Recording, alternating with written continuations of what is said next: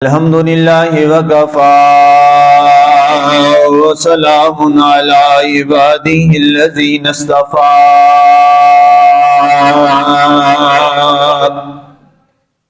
خصوصا علی سید ولد آدم محمد المصطفى والمجتبى والمرتضى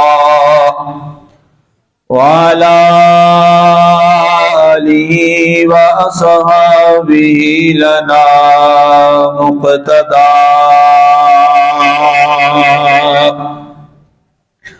اما بعد فاعوذ باللہ من الشیطان الرجیم بسم اللہ الرحمن الرحیم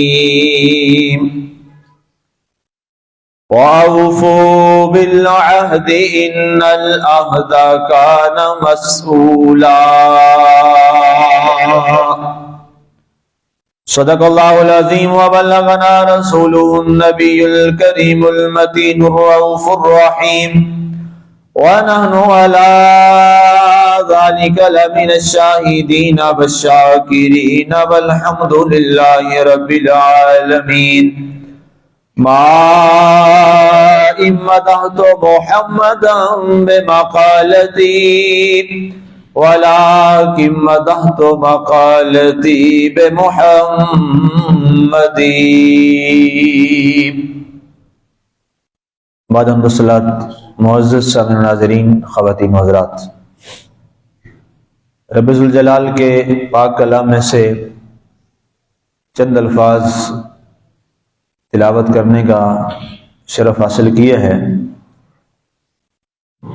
رب ذوالجلال نے ارشاد فرمایا، اور اپنے عہد کو پورا کرو، بے شک تمہارے کیے ہوئے عہد کے بارے میں بروز حشر سوال کیا جائے گا. امام غزالی رحمۃ اللہ تعالی علیہ کا قول مبارک ہے. آپ فرماتے ہیں کہ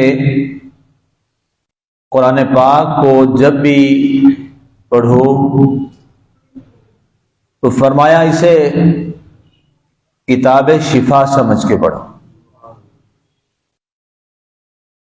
یہ بات بہت ضروری ہے ہمارے لیے اس وقت. امام غزالی رحمۃ اللہ تعالی علیہ کا قول. اور دوسرا فرماتے ہیں قرآن کو جب بھی پڑھو اسے کتاب مقتدا سمجھ کے پڑھو.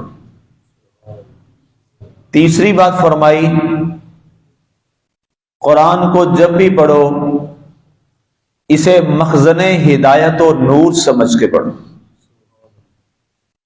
چوتھی بات آپ نے فرمائی قرآن کو جب بھی تلاوت کرو اس کے ظاہر کو بھی سمجھو، اس کے باطن کو بھی سمجھو. اب بنیادی طور پر جو بار بار ایک صدا میں لگا رہا ہوں قرآن کی قرآن کی قرآن کی، اس کی وجہ کیا ہے؟ اس کی وجہ یہ ہے کہ الحمدللہ ہمارے لیے یہاں جائے اس سے آ جائے یہ کتاب جو مینار نور اور چشمہ ہدایت ہے، ایک بڑی سازش کے تحت ہمیں صرف اس کی محض الفاظ کی گردان پہ ٹھہرا دیا گیا. یہ تلخ حقائق میں عرض کرنے لگا ہوں. اگر کسی کو اس بارے میں کوئی سامعین میں، سامعات میں، ناظرین میں، موجودین میں، غائبین میں کبھی بھی کوئی بات ہو تو میں ان لفظوں کا ذمہ دار ہوں. ہوتا ہے ہر دفعہ ہر بات انسان کو سمجھ نہیں آتی، تو سمجھنے کے لیے جس نے وہ بات کی ہو اس کے پاس جانا چاہیے، اس سے پوچھنا چاہیے کہ آپ نے یہ بات کی، مجھے سمجھ نہیں آئی، مجھے سمجھا دیجیے آسان لفظوں میں. یہ ہر بولنے والے کی ذمہ داری بھی ہے. اور خندہ پیشانی سے اس کے سوال کو سننا، اس کا جواب دینا، یہ ہر صاحب ممبر کی ذمہ داری. سخت ہونا، ترش مزاج بنانا، ڈانٹنا، یہ قطعاً ممبر اس کی اجازت نہیں دیتا. تو اس لیے جو باتیں میں عرض کروں گا اگر نہ سمجھ آئیں تو آپ سوال کر سکتے ہیں مجھ سے 12 مرتبہ.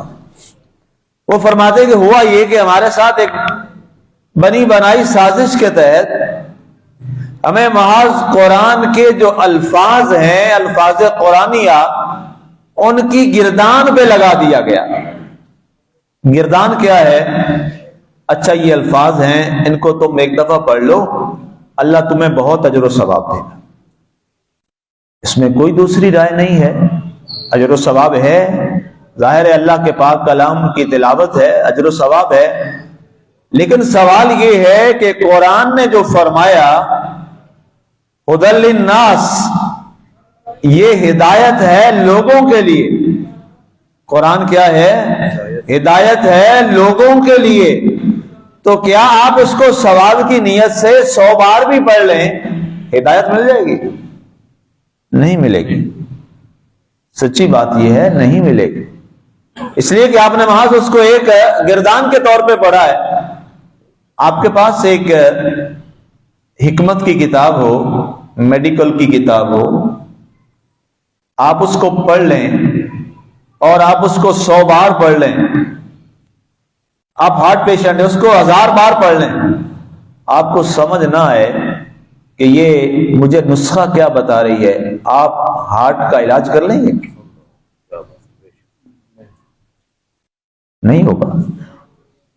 ہارٹ پیشنٹ ہے، وہ 1000 بار میڈیکل کی بک پڑھ لے، انگلش میں لکھی ہے، اس کو سمجھ نہیں آ رہی، انگلش کی ٹرانسلیشن بھی کر لے، میڈیسن سمجھ نہیں آ رہی، کیا اس کی وہ بیماری ٹھیک ہو جائے گی؟ نہیں ٹھیک ہوگی۔ جب دنیا کی لکھی ہوئی یہ کتاب، جب لوگوں کی لکھی ہوئی یہ کتاب میڈیکل کی، وہ پڑھے انسان اور سمجھ نہ آئے تو کوئی فائدہ نہیں دیتی، تو جو رب کا کلام ہے وہ کیسے فائدہ دے لے گا؟ سوال ہے نا جی۔ اچھا اس کو اور میں آسان سمجھا دوں اور واضح کر دوں آپ کے لیے۔ قرآن اور ہمارا سارا کلمہ، ہمارا دین سارا عربی زبان میں ہے۔ ابو جہل کی عربی کیسی تھی؟ کمال کا اہل لغت تھا۔ اور میں نے شاید جمعے پہلے میں نے عرض کیا تھا کہ ابو جہل بڑا پڑھا لکھا آدمی تھا، اہل عرب میں بہت پڑھا لکھا آدمی تھا۔ چند 5 لوگ ہیں، 4-5 لوگ جو پڑھے لکھے تھے عرب کے اندر۔ اس دور میں پڑھائی بڑی مشکل تھی، ان میں ایک عمر بن ہشام بھی تھا۔ ابو جہل تو کسی اور وجہ سے بن گیا نا، اس لیے کہ جب نور والا وہ عظیم ذات کا اس کا لٹریچر نہ سمجھ سکا تو جاہل ہو گیا۔ چاہے جتنا بھی کوئی پڑھا لکھا ہو، جب وہ اصل کتاب کو نہ سمجھ پائے، اصل دین کو نہ سمجھ پائے، تو جتنی ڈگریاں تھام کے پھر رہے وہ جاہل کا جاہل ہی ہے۔ تو اس لیے اسے ابو جہل کہہ دیا گیا۔ اب عربی زبان تو وہ کمال کی جانتا تھا، جو آیات نازل ہوتی تھی ان کا ترجمہ بھی وہ جانتا تھا۔ اور کئی بار ایسا ہوا ہے کہ وہ کلمہ بھی پڑھتا تھا، لوگوں سے کہتا تھا کہ عجیب یہ اعلان کر رہے ہیں محمد بن عبداللہ نقل کفر کفر نباشد، وہ یہ کہا کرتا تھا، اس کا میں جملہ دوہرا رہا ہوں۔ ہم تو ظاہر ہے رسول اللہ صلی اللہ علیہ وسلم ہی کہتے ہیں، ہم تو فدا کا ابی و امی یا رسول اللہ کہتے ہیں، اس کے بغیر تو ہم جملہ اور سرکار کا اسم مبارک لیتے ہی نہیں ہیں جب تک فدا کا ابی و امی یا رسول اللہ ہماری زبانوں پہ نہ آئے۔ تو اب وہ کلمہ بھی پڑھتا تھا، کلمہ دہراتا بھی تھا، لوگوں سے کہتا بھی تھا کہ عجیب ہے یہ، کہتے ہیں جی ان تشہدوا اللہ الہ الا اللہ و انی رسول اللہ، ہمیں یہ کہتے ہیں کہ تم گواہی دو کہ اللہ کے سوا کوئی لائق عبادت نہیں ہے اور میں اللہ کا رسول ہوں، ہمیں یہ کہتے ہیں، ہم کیسے مان لیں؟ تو بتائیے یہ الفاظ دہرانے سے کیا ابو جہل مسلمان ہو جاتا تھا؟ اس سے بڑی اور مجھے مثال ملی کوئی نہیں ہے اس اپنے موقف کو سمجھانے کے لیے۔ آج آپ کی ملاقات ہوتی ہے، بہت سارے، اگر آپ کو نہیں موقع ملا، مجھے موقع ملا، بہت سارے مستشرقین سے ملنے کا موقع ملا، اورینٹیل سے، کرسچن سے، مسیح برادری کے لوگوں سے جو ہمارے دین پر ریسرچ کرتے ہیں اپنے ذاتی مفادات کے لیے، ہمارے لیے نہیں، نہ دین کے لیے۔ ظاہر ہے سازشیں، ان کا تھنک ٹینک ہے، اس سے ہم باخبر ہیں۔ اگرچہ ہم اس پر عملی کام اقدام نہیں کرتے بڑے لیول پہ، لیکن وہ کام کرتے ہیں۔ وہ قرآن کی آیات ایسے فر پڑھتے ہیں، آپ بھی نہیں پڑھ سکتے، آپ بھی نہیں پڑھ سکتے، میرے لسنر میں سے کوئی ایسے نہیں پڑھ سکتا۔ ایسے وہ حدیثیں پڑھتے ہیں بخاری اور مسلم کی، اور پوری سند یاد ہوتی ہے انہیں۔ اسی طرح وہ کلمے کی وضاحت میں نہ جانے کیا کیا حوالے کوٹ کرتے ہیں، تو کیا ہم انہیں سمجھ لیں وہ مسلمان ہو گئے؟ نہیں، مسلمان نہیں ہوئے، وہ عیسائی ہے، مسلمان نہیں ہوا، دائرہ اسلام میں نہیں آیا۔ وجہ کیا ہے؟ وجہ یہ ہے کہ وہ جو الفاظ پڑھ رہا ہے، وہ جو آیات تلاوت کر رہا ہے، اس کا عین، اس کی حقیقت، جو امام غزالی نے لکھا، اس کا عین اور اس کی حقیقت وہ اس کی روح میں اتری نہیں ہے، اس لیے وہ عیسائی کا عیسائی ہے، کافر پڑھے گا وہ کافر ہے، ہندو پڑھے گا کلمے کو وہ ہندو ہی ہے۔ کیوں؟ حقیقت کلمہ اور حقیقت آیات قرآنیہ اس کے سینے میں نہیں اتری۔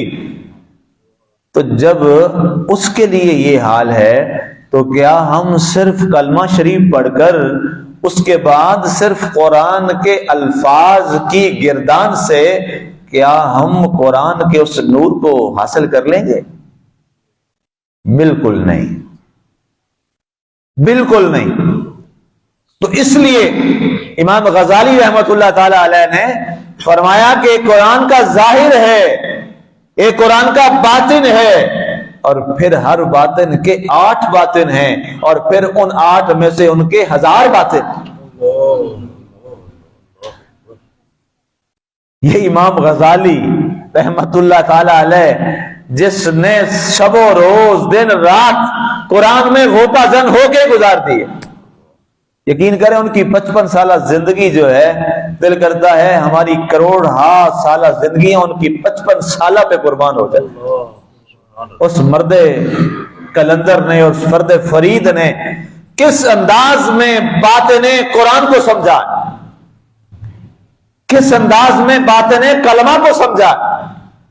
اب یہ آیت جب تلاوت کی جاتی ہے، اوفو بالعہد، تمام تراجم میں مفسرین نے، اب ظاہر ہے جتنے مفسرین ہیں وہ ان کی اپنی آراء ہیں، تو کیا ان کی آراء کے بعد ہماری آراء پر کوئی بین تو نہیں ہے؟ ہر ایک مسلمان کا اپنا ذوق اور شوق ہے۔ ظاہر ہے قرآن میں جتنا کوئی غوطہ زن ہوتا چلا جاتا ہے، یہ قرآن کا معجزہ ہے، یہ بھی آزما کے دیکھ لیجئے۔ قرآن میں جتنا آپ گہرا غوطہ لگاتے چلے جائیں گے، قرآن خود آپ کو رہنمائی دیتا چلا جائے گا۔ یہ آزمودہ فارمولہ ہے میرا، آپ آزما کے دیکھ لیں۔ سورۃ فاتحہ لے لیں، باقی میں نہ جائیں، سورۃ فاتحہ کو یہ کہ اس کی ایک آیت پر ہی آ جائیں، اس پہ روزانہ غور کریں، روزانہ غور کریں، روزانہ غور کریں۔ یقین کریں پہلا جو لفظ ہے نا، الحمدللہ رب العالمین، لفظ الحمد پہ آپ کو نہ جانے کتنے راستے مل جائیں،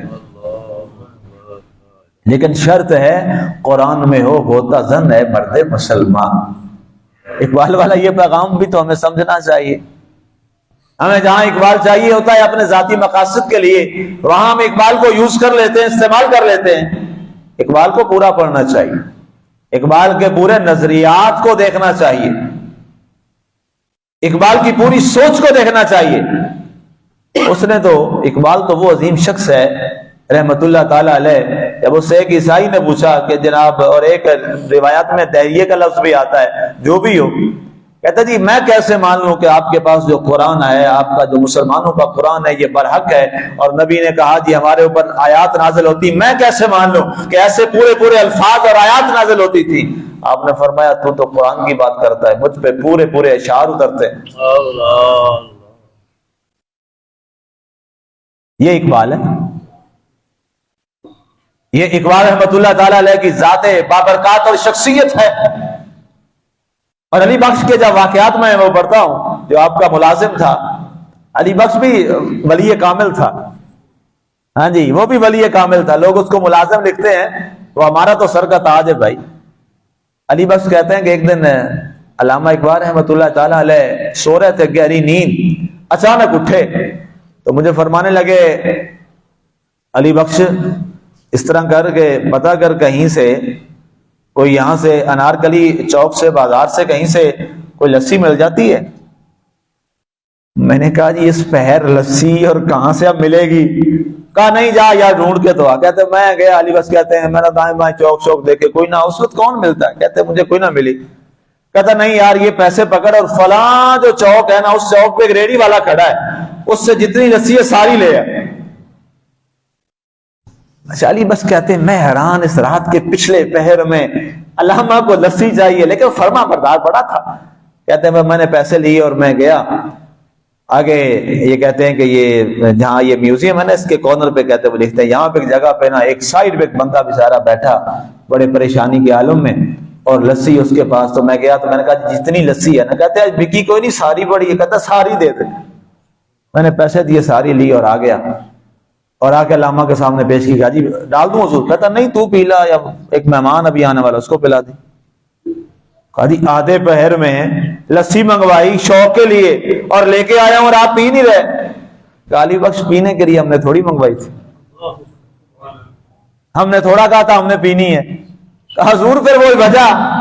کہا یہ بیچارہ صبح سے لسی لگا کے کھڑا تھا اور بکی نہیں ہے، ابھی اللہ سے کہہ رہا تھا اللہ سارا دن کھڑا رہا، بکی نہیں تو بچوں کو کیا دوں گا؟ تو میں نے کہا چل ہم خرید لیتے ہیں۔ یہ ہے اقبال، کہاں اس کا حجرا، کہاں وہ لسی والا، کہاں اس نے رب سے بات کی؟ بس وہ یہ کچھ باتیں ایسی ہیں، این راز است کہ تو نہ میدانی، اللہ اکبر۔ اس طرح کے اور بڑے واقعات ہیں، بہت سارے ایسے واقعات ہیں۔ ایک وہ کیلوں والا بڑا مشہور واقعہ اقبال کا، لیکن بہرحال میں عرض کروں، ایک دن کسی نے پوچھا اقبال رحمۃ اللہ تعالی علیہ سے کہ اس مقام کی وجہ کیا ہے؟ کہا صرف دو وجوہات۔ اب اصل چیز تو یہ ہے نا، اصل سورس پہ وجہ جو ہے اس پہ جانا چاہیے۔ کہا دو وجہ ہیں، ایک جب دنیا والے سو جاتے ہیں نا اقبال اٹھ کے اپنے مالک سے باتیں کرتا ہے، ایک تو یہ وجہ ہے، اور دوسری کہا میں نے قرآن پڑھا تھا اور قرآن میں نے ایک آیت پڑھی تھی۔ اب سننا ذرا غور کرنا قرآن پہ، جو میں نسخہ آپ کو دینا چاہ رہا ہوں آج قرآن کے ظاہر اور باطن کا۔ کہا میں نے ایک آیت پڑھی تھی لا رتب ولا یابس الا فی کتاب مبین، کہ ہر خشک و تر کا بیان روشن کتاب میں ہے۔ تو کہتے ہیں میں نے کہا اللہ کا کلام جھوٹا نہیں ہو سکتا، اقبال کیوں نہ اب اس کتاب کے ساتھ یاری لگا لیں اور دنیا کا ہر خشک و تر ہی جان لیں۔ کہتے اس کے بعد پھر اقبال نے قرآن میں غوطہ زنی شروع کی۔ اب پھر معاملہ یہ ہے کہ یہ تو لاہور کی بات ہے، کہیں اوپر بھی بات ہو رہی ہو تو اقبال اسے اپنے کانوں سے سن لیتا۔ پھر آپ نے کہا قرآن میں ہو غوطہ زن اے مرد مسلمان۔ اور جب لوگوں نے بات کی نا آپ سے، اقبال تو ساری تعلیم بھی بار فرنگیوں میں رہ کے آیا، وہاں سے ڈاکٹریٹ کی، اور پھر ڈاکٹریٹ بھی کس میں؟ فلسفی میں۔ فلسفی کوئی چھوٹی بات نہیں ہے، یہ پہلی کلاس کا فلسفے کی کتاب نہیں پڑھی جاتی، اتنا مشکل فلسفہ ہے، اور اس بندے نے ڈاکٹریٹ کی۔ تو واپس آئے، لوگوں نے باتیں کی، انہوں نے کہا نہیں ہم نے جو اپنے مالک سے تعلق جوڑ کے ہم نے دیکھا ہے، تم نے پھر انہی کو صرف دیکھا ہے، ہم نے اس کو دیکھا ہے۔ پھر فرمایا خیرہ نہ کر سکا مجھے جلوہ دانش فرنگ، یہ جملہ آپ نے بولا، خیرہ نہ کر سکا مجھے جلوہ دانش فرنگ، سرما ہے میری آنکھ کا خاک مدینہ و نجف، یہ جملہ بولا۔ آج نہ ہمارے سامنے خاک مدینہ ہے نہ خاک نجف ہے۔ ہاں جی نجف تو ہم نے ویسے ہی نہیں نام لینا، اللہ معاف کرے، ہم لیں گے تو ہمیں تو فتویٰ لگ جائے گا شیعیت کا۔ ایک دن میں نے کلاس میں سوال کیا، بچے یہ شعر آتا ہے کسی کو؟ بچوں نے کہا جی آتا ہے، شعر سنا دیا۔ میں نے کہا یہ نجف کیا ہے؟ تو پوری کلاس سے یقین جانے کسی ایک بچے کو اس کا پتہ نہیں تھا۔ جو وہ علاقہ میں نہیں بتاتا لاہور کا یہ، میں نے کہا جی اپنے امام صاحب سے پوچھ کے آنا یہ نجف کیا ہے۔ وہ بچہ اگلے دن آیا، میں نے کہا ہاں جی بتاؤ بیٹا، پوچھا تھا سب سے پوچھا، تو 10-12 بچوں نے کہا جی ہم نے پوچھا تھا۔ تو کہتے ہیں جی باقیوں نے کہا ہمیں پتہ نہیں، تو دو نے بتایا، انہوں نے کہا بیٹا یہ تمہارا جو استاد ہے نا وہ کوئی شیعہ ہے تو اس لیے تم نے اس پہ بات نہیں کرنی۔ ہائے ہائے، یہ حال ہے، یہ ظلم بھی ہے، ہم نے جو دیکھا ہے۔ میں کوئی روایتی باتیں نہیں سنا رہا، جو میرے ساتھ ہوئی ہے میں وہ کہہ رہا ہوں۔ اس نے جملہ کیا سنا کے آگے بھیج دیا۔ میں نے کہا یار مجھے اس سے ملواؤ۔ میں ملا ان علامہ صاحب سے، میں نے کہا جی ہاں جی آپ کے فتوے کے مطابق تو آپ نے مجھے جملہ یہ بولا، آئیے ذرا پھر آپ کی سنیت میں چیک کروں۔ اور نہیں جی میں معافی چاہتا ہوں۔ یہ تکلیف دہ باتیں ہیں۔ اقبال نے کیا کہا، مدینہ و نجف وہاں نانا ہے وہاں نواسا ہے، وہاں شہر علم ہے وہاں باب علم ہے۔ باب علم کو چھوڑ کر شہر تک پہنچنے کا کوئی راستہ نہیں ہوتا۔ یہ مسجد کا گیٹ ہے نا جی، یہ نہ کھلے، اندر اذان 10 بھی ہو جائے نا آپ اندر نہیں آ سکتے۔ میرے اندر جتنے بھی خطبے ہو جائیں آپ اندر نہیں آ سکتے۔ کیا فائدہ آپ کو؟ کوئی فائدہ نہیں ہے جب تک دروازہ نہیں کھلے گا۔ دروازہ کھلے گا تو مسجد میں آؤ گے نا جی۔ دروازے کی اتنی اہمیت ہوتی ہے، دروازہ نہ کھلے تو اندر نہیں آ سکتے۔ گھر آپ کا ہے، لاکڈ ہے، چابی گم ہو جائے اندر جا سکتے ہو؟ نہیں جا سکتے۔ کیوں؟ دروازہ ہی نہیں کھلا۔ اسی لیے قوم کو ضرورت ہے شہر علم کی بھی اور باب علم کی بھی۔ ہم بہت، ہمارے احباب ڈرتے ہیں ممبر پہ ایسی باتیں کرتے ہوئے۔ ڈرنا نہیں ہے، ڈرنا صرف ایک اللہ سے۔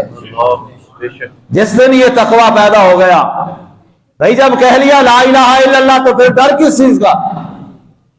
یہی تو سبق پڑھایا تھا جناب رسول اللہ صلی اللہ علیہ وآلہ وسلم نے۔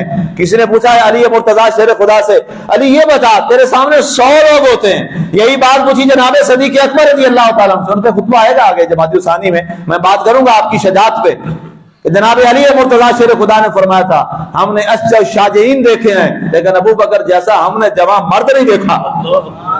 کسی نے پوچھا وجہ کیا ہے تمہاری شجاعت کی؟ کہا شجاعت کی وجہ کیا ہے؟ ایک ہی وجہ ہے، جب سے پڑھا ہے لا الہ الا اللہ محمد رسول اللہ، اس کے بعد سارے ڈر ختم ہو گئے، ڈر صرف اللہ کرے گا۔ ہم تو ابھی اس تک بھی نہیں پہنچے نا، ہم تو بہت پیچھے ہیں۔ اقبال نے اس کو بھی بیان کیا تھا، ایک سجدہ جسے تو گراں سمجھتا ہے، ایک سے ڈرتے نہیں ہے، بندے بندے سے ڈرتے پھرتے ہیں۔ 1000 سجدوں سے دیتا ہے آدمی کو نجات، بندے بندے کے آگے جھکنے سے بہتر نہیں ایک کے آگے جھک جا۔ اور فرمایا جو ایک کے آگے جھکا پھر وہ کسی کے آگے نہیں جھکا۔ یہی تھی ان میں، یہی ان میں تھی۔ حضرت علی سے کسی نے پوچھا جب تو وہ فاتح خیبر بننے لگا تھا تجھے خوف نہیں آیا، ڈر نہیں آیا، اور اتنے من کا دروازہ اکھیڑ کے ایسے اکھیڑ کے تو نے جناب اپنی پشت پہ ڈال دیا؟ کہا کیا طاقت تھی اور کیا قوت تھی؟ کہا کوئی طاقت اور قوت نہیں تھی، تم دیکھتے ہو میں روٹی کیا کھاتا ہوں؟ کہا جی کوئی نہیں، ہفتہ ہفتہ نہیں مہینہ مہینہ آپ روزے رکھتے ہیں۔ تو کہا پھر یہ طاقت روٹی کی نہیں تھی اور طاقت جسم کی نہیں تھی، کہا پھر طاقت کہاں سے آ گئی؟ کہا بس اتنا پڑا تھا لا الہ الا اللہ محمد رسول اللہ، اور دروازے کو ایسے پکڑ کے ایک جھٹکا لگایا، دروازہ اٹھایا اور اپنے کندھوں پہ ڈال دیا۔ یہ طاقت ہے کلمہ شریف۔ آپ کہیں گے پھر ہمارے اندر طاقت کیوں نہیں آتی؟ ہم نے پڑھا ہے نا، ابھی صرف پڑھا ہی ہے۔ جو میں نے بات عرض کی اس کا عین اور اس کی حقیقت، واپس آئیے اس لفظ پہ امام غزالی کا، عین اور اس کی حقیقت۔ جس دن آپ اور ہم میں سے کسی کے اوپر کلمے کا عین کھل جائے گا، کلمے کی حقیقت، اور وہ دل میں اتر جائے گا، آپ بھی جس دروازے کو ہاتھ لگا کے جھٹکا لگائیں گے وہ بھی آپ کے ہاتھوں میں اڑ کے وہاں جا چلا جائے گا۔ زبان سے کہہ بھی دے۔ اقبال کو کیا کریں جی، اقبال کے بغیر گزارا نہیں ہے۔ اقبال نے ایک آیت کو یوں لیا ہے، زبان سے کہہ بھی دیا لا الہ تو کیا حاصل، دل نگاہ جو مسلمان نہیں تو کچھ بھی نہیں۔ اقبال نے پھر وہی بات کر دی کہ بھائی صرف یہ گردان نہیں چلے گی، ہم ہیں گردانوں والے، جہاں گئے اس نے بھی گردان بتا دی، جہاں رہے وہاں بھی گردان سکھا دی، اور جو عین تھا جس حقیقت تک ہم نے جانا تھا اس حقیقت سے ہم کوسوں دور چلے گئے۔ مسلمانوں اب واپس آئیے۔ یہ ساری تمہید میں نے کس لیے باندھی؟ اوفو بالعہد کے لیے۔ بچپن سے ہم بھی سنتے آئے، آپ بھی سنتے آئے جی، آیت بڑی آتی ہے بندو بھائی وعدہ پورا کیا کرو، جب کسی بندے سے کمٹمنٹ کرو وعدہ پورا کرو۔ بالکل بہت اچھی بات ہے، یہ ضروری ہے، یہ مسلمان کی پہچان ہے، یہ مسلمان کا ایک خوبصورت طریقہ ہے، وہ جس سے وعدہ کرتا ہے وعدہ وفا کرتا ہے، کمٹمنٹ پہ پورا اترتا ہے۔ یہ کیا ہے؟ یہ قرآن کا ایک ظاہر ہے، یہ معنی ہے، بالکل یہ ہے کہ وعدہ پورا کرو، کمٹمنٹ کو پورا کرو، جس سے کر لو، چاہے پھر جو ہو جائے اس پہ پورا اترو، پوچھا جائے گا وعدوں کے بارے میں۔ یہ تو بندے کا بندے سے وعدہ ہے، اس کے بارے سوال ہوگا، اس پہ لوگ بہت بات کرتے ہیں، ہمارا معاشرہ اس پہ بڑی بات کرتا ہے، کرنی چاہیے، حق ہے، ضروری ہے، فرض ہے۔ جب بندے سے کیا ہوا وعدہ اتنا ضروری ہے اور اس کے بارے سوال ہوگا تو بتائیے رب سے جو کیا ہوا وعدہ ہے اس کے بارے تو پھر سوال نہیں ہوگا، ہوگا کہ نہیں ہوگا؟ اور بتائیے بندے سے وعدہ بڑا ہے یا رب سے وعدہ بڑا ہے؟ جو رب سے وعدہ کیا ہے وہ تو بہت بہت بالا بات ہے۔ اب بتائیے رب سے ہم نے کیا وعدہ کیا تھا، کبھی اس پہ ہم نے غور کرنا ہے۔ ہم میں سے کتنے لوگ ہیں یہاں مجمع میں جو بیٹھے ہیں، اپنے آپ سے آپ نے پوچھنا ہے، ہاتھ کھڑے کروانے کا آپ کو پتا میں عادی نہیں ہوں، نہ آپ سے اقرار لینے کا عادی ہوں، آپ جانے، آپ کا رب جانے، آپ کا دل اور آپ کا رب کا معاملہ ہے، بس آپ اسی کو راضی کریں، آپ نے کسی کو راضی نہیں کرنا، آپ نے اسی کو راضی کرنا ہے، بس وہ راضی ہو گیا تو معاملات خود ہی راضی والے سب کے ساتھ ہو جائیں گے، اور وہ نہ ہوا تو پھر کسی کے ساتھ بھی نہیں ہوں گے۔ سوچئے کتنی بار دن میں اور کتنے لوگوں نے، دو باتیں میری، کتنی بار دن میں اور کتنے لوگوں نے یہ سوچا ہے اور سوچتے ہیں سونے سے پہلے کہ میں نے رب سے ایک عہد کیا ہے اور آج اس عہد کی میں نے کتنی پاسداری کی ہے۔ ہر ایک بندہ اپنے آپ سے پوچھے، میں اپنے آپ سے پوچھوں، آپ اپنے آپ سے پوچھیں، اس عہد کو ہم نے کتنی بار دہرایا ہے اور عہد کو دہرانے کے بعد اس پر ہم نے کتنا عمل کیا ہے۔ اوفو بالعہد، دنیا والے عہد میں تھوڑی بہت اونچ نیچ ہو جائے تو جناب لوگ لیکچر دے دیتے ہیں لمبا لمبا اور بڑا لیکچر دیتے ہیں، جناب آپ یہ آدمی ایسے ہیں، آپ کو خیال کرنا چاہیے تھا، آپ کی کمٹمنٹ تھی۔ بھئی یہ لیکچر تو یاد رہا، کبھی رات سوتے ہوئے اپنے نفس کو بھی لیکچر دیا، او بھائی تو نے رب سے بھی تو ایک عہد کیا تھا، اس عہد کا کیا کیا؟ اپنے من میں ڈوب کے پا جا سراغ زندگی، اپنے من میں ڈوبیے، ہر ایک شخص اپنے من کی دنیا میں کھو جائے اور اپنے آپ سے سوال کرے۔ اور انسان کا سب سے بڑا خطیب اور سب سے بڑا مفتی اس کا اپنا دل ہوتا ہے، اس سے سوال کرے ہر روز، اس سے ہر روز پوچھے کہ ہاں بتا، اوفو بالعہد ان العہد کان مسئولا، او بھائی وعدہ پوچھا جائے گا جب قبر میں اترے گا، پہلا سوال ہی وعدے کا ہوگا، بتا ہم نے تو انعامات، بتا ہم نے کوئی کمی چھوڑی ہے تو آج بھی تجھے موقع ہے، آج گلہ کر لے، اگر ہم نے کمی نہیں چھوڑی تو بتا تو نے کیا ہمارے لیے لایا ہے۔ اللہ یا رسول اللہ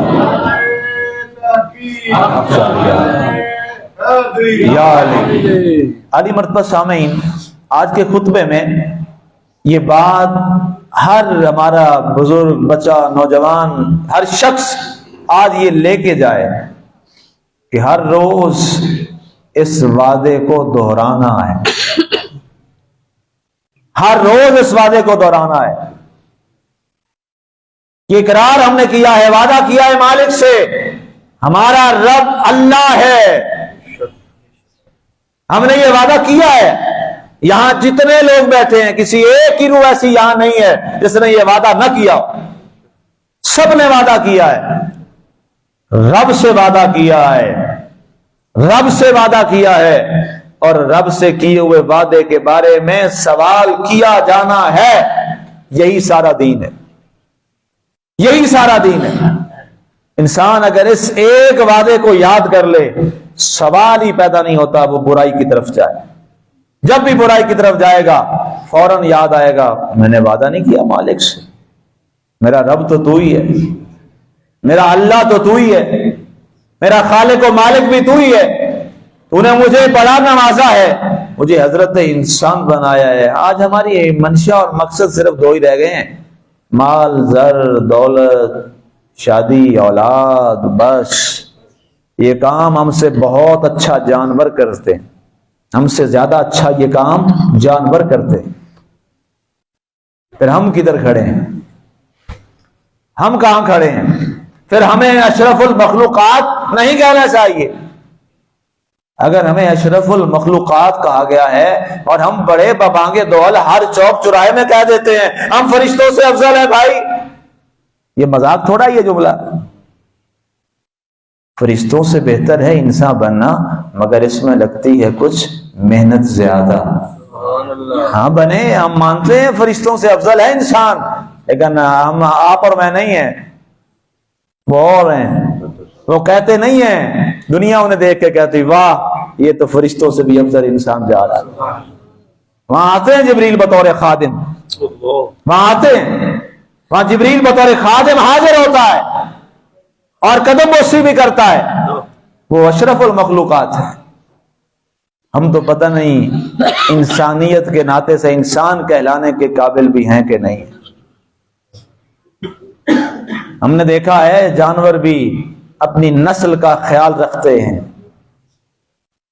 عام ہمارے مقولہ مشہور ہے، قوم تو کووں کو بھی پیاری ہوتی ہے، کیوں؟ ایک نسل کے ہیں۔ آج کیا انسان کو قتل نہیں کر رہا؟ ایک ہی نسل نہیں ہے؟ اس کا مطلب ہے جانور اور پرندے ہم سے زیادہ اپنی نسل کا خیال رکھتے ہیں، ہم تو اپنی نسل کو ہی کاٹ رہے ہیں۔